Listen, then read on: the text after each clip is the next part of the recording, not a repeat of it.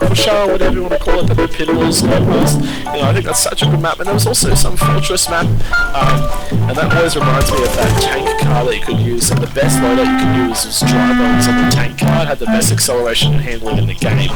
But the fortress level was awesome. You started off and you flew through this cannon onto this like air fortress, and there were those bullet bills shooting at you. It was really well designed level.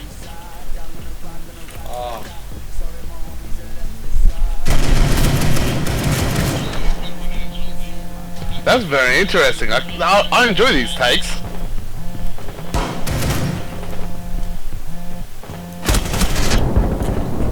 I'm sorry, what were we talking about again? Sorry, what was that? What were we talking about again? Can we get a repeat of all that, sorry? Oh yeah, okay. So I was just talking about Waluigi Pinballs. It was one of my favourite levels in Mario Kart DS. And what I really liked about it was that the soundtrack was so good, and there were a lot of boosts and jumps, and it actually like emulated a pinball machine. That when you came towards the end, there was like all the pinball bumpers and all the little pinballs running around. When you actually went through like that spring-loaded spring that pushed the pinball into the machine when you started the level. And also, there was a tank car that you could get. The best load that you could get was dry bones on the tank car. There was also a fortress level that was really good, because at the start of it you get launched through a cannon and you get launched into this airship with all the bullet bills running at you. Holy shit. So on a scale of 1 to 10, what's your favourite game? My favourite game... And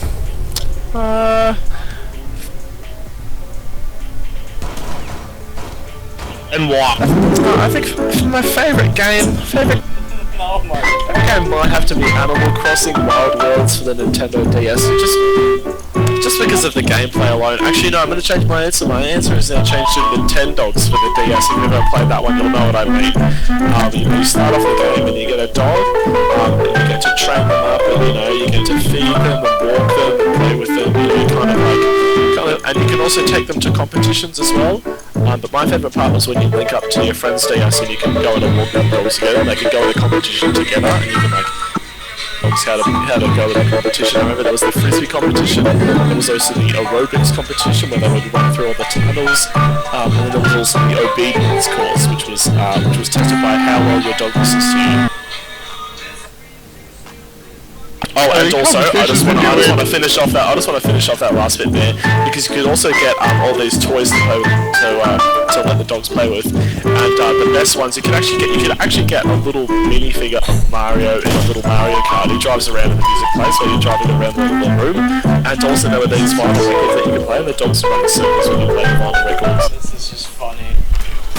Oh, sorry, and also, there were like these little music boxes as well that you could play, so like, you could turn the handle as fast or as slow as you wanted to play them at that speed. How many competitions did you win?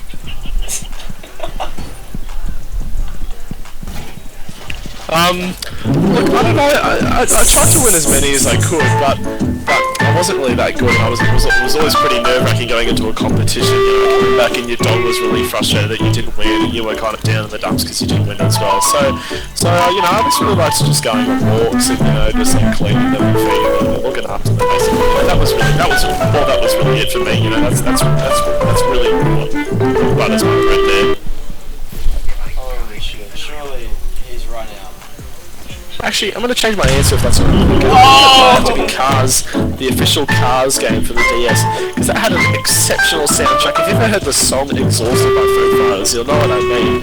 The song is just so brilliant at the main menu. And also the gameplay, as a kid, there was this one menu button in the menu that said erase, and as a kid I didn't know what that meant, so I would always play a couple levels and then I would just click that and I would just keep playing the first couple levels and then just erasing it. I don't know why. There must have been a fun sound effect or something when you erased it.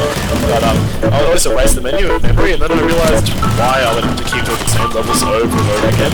So I stopped doing it. And then I actually got pretty far through the game. I remember there was a mission with Meta where you had to know how Mater says he's the world's best backwards driver? Yeah, well, you can actually like drive backwards, but then you have to get over the moon. So you have to like spin your DS stylus in like anti-clockwise circle to get yourself over the moon. There was also a game with Mater where you go fishing. If you've ever seen the actual Cars movie where he fishes Lightning McQueen out of the cactus, he actually like puts his hook in the water in the game, and you can like catch various little things. Oh, sorry. There was also a minigame where, if you remember that guy that sneezes in the first movie, there were those 4 cars that were like harassing Mac on the road, and then they made him wake up and drive off when like, the Queen slid out the back of the truck. That guy that was sneezing, the hot rod, you can play as him in a police chase. There was also a mode where you could play as Lightning McQueen racing around the track, and then when he comes in through a pit stop, you actually have to replace all the nuts and bolts on his wheels and stuff.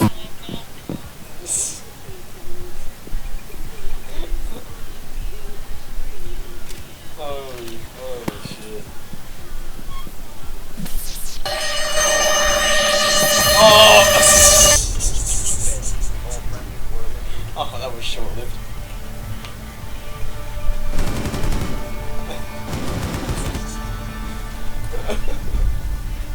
Anyway, what's your favourite game? Squad. What was that? Squad.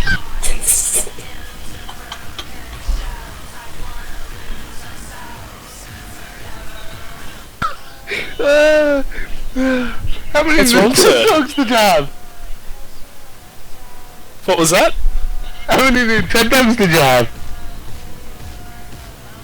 I think in the end you can only around have like 4 dogs maximum or something like that, because I remember I definitely remember for sure that I had 2 dogs. One was named Ollie, one was named Max. I don't think I ever had a lab because they were really expensive. No, actually, I remember now, because you could get different like rooms, like different houses for your dogs. Like they would all live in the one house, but like you could upgrade your house. And the price of those houses, like when you win a tournament, I think you got around a couple $100. But like there were houses that were worth like $2 million or something, because you could upgrade from your house to a little nicer house, and then you could get a beach house, and then there was like a really nice house, and then I think eventually your house could be like on top of a desk, like you were really small scale on a really big desk. I remember that was being so much money, and I never even knew how it was possible to afford that in that game, because you wouldn't even win that much money from the tournaments. But yeah, I definitely had dogs named Ollie and Max in the game. Wow. Wow.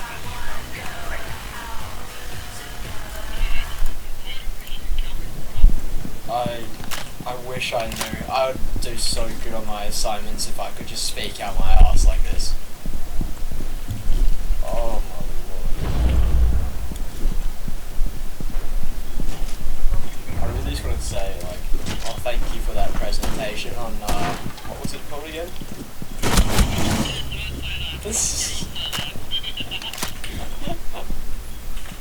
Wow, you're very knowledgeable.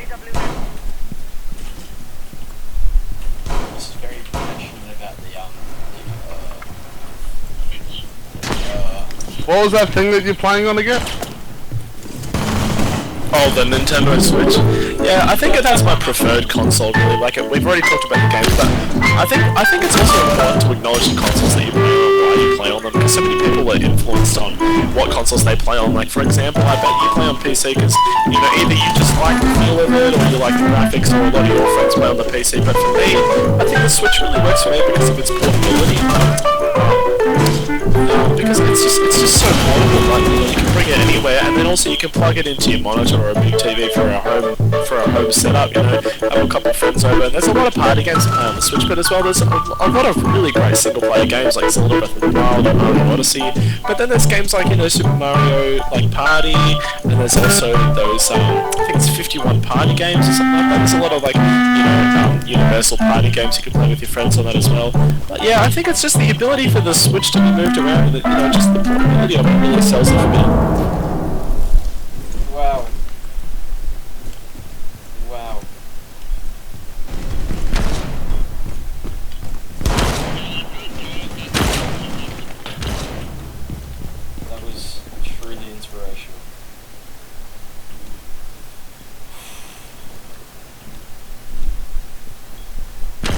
definitely the portability factor. Like, you could even bring it out while you're fucking chicks. Like, that's amazing.